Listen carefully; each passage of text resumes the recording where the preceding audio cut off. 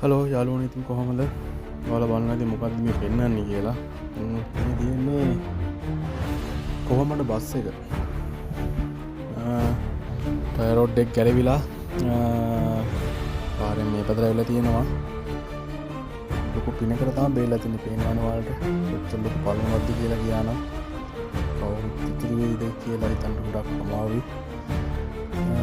හැම කෙනෙක්ම තමන්ගේ දහමට අනුව තමන්ගේ ආගමට අනුව ස්වභාවධර්මයට අනුව ජීවත් වෙන්න. කාටවත් කරදරයක් කරන්න එපා.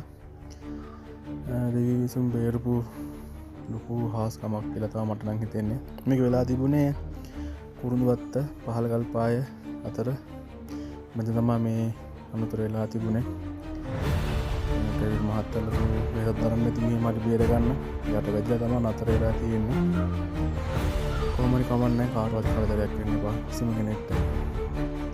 සතෙක්ට මොනසෙක්ට සුද්ධ ජීවිතයට පවා කරදරයක් වෙන්න එපා කියලා තමයි ප්‍රාර්ථනා කරන්න ඕනේ. බොහොම ස්තුතියි නම් ඔයාලා අපිත් එක්ක ඉඳලා හිටියට. පරිස්සමෙන් පාර යනකොට ඇවිදිනකොට මොන හරි දෙයක් කරනවා නම් හැම වෙලෙම පරිස්සමෙන්. හැමෝටම උත්සාහ